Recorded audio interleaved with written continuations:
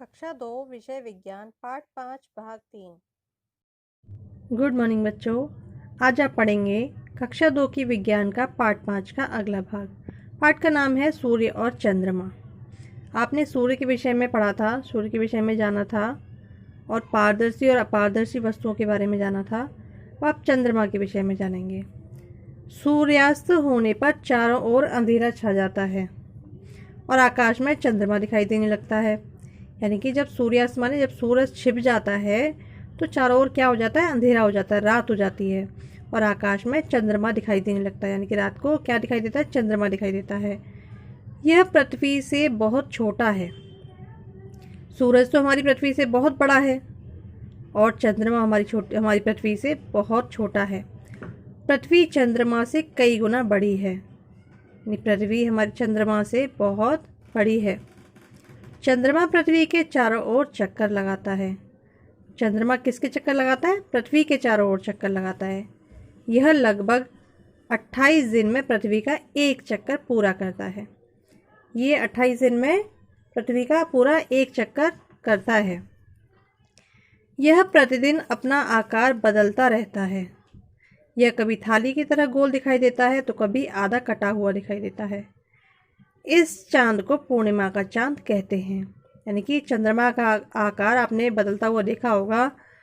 कभी तो ये बहुत कम दिखाई देता है, कभी ये थोड़ा ज़्यादा दिखाई देता है, कभी एकदम गोल, पूरा गोल दिखाई देता है थाली की तरह से। और जब ये पूरा गोल दिखाई देता है तो उस चांद को पूर्णिमा का चांद कहते हैं। और कभी कभी ये आधा कटा हुआ दिखाई देता है। लेकिन जब पूरा गोल चंद्रमा होता है तो उसको हम पूर्णिमा का चांद कहते हैं। पूर्णिमा के चांद का प्रकाश सबसे अधिक पृथ्वी पर पड़ता है। पूर्णिमा देखिए, ये पूरा गोल है तो ये पूर्णिमा का चांद है, तो इसका प्रकाश कहाँ पड़ता है? सबसे ज़्यादा पृथ्वी पर पड़ता है। पूर्णिमा के बाद चांद का आकार घटने लगता है। जैसे ही पूर्णिमा आती है उसके बाद चंद्रमा का आकार घटता जाता है। घटते घटते एक दिन ऐसा आता है जब चांद बिल्कुल दिखाई नहीं देता है। यानी कि दिन प्रतिदिन घटता जाता है। पूर्णिमा होने के बाद में ये डेली घटता जाता है थोड़ा थोड़ा करके। और एक दिन ऐसा आता है जब ये बिल्कुल गायब हो जाता है, जिसको हम अंधियारी रात कहते हैं। इस रात को अमावस्या की रात कहते हैं।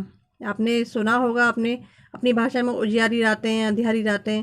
तो जब उजियारी रातें आती हैं तो पूर्णिमा आती है। जब देखिए ये अमावस्या है तो जब पूरा चांद गायब हो जाता है तो उस रात को अमावस्या की रात कहते हैं।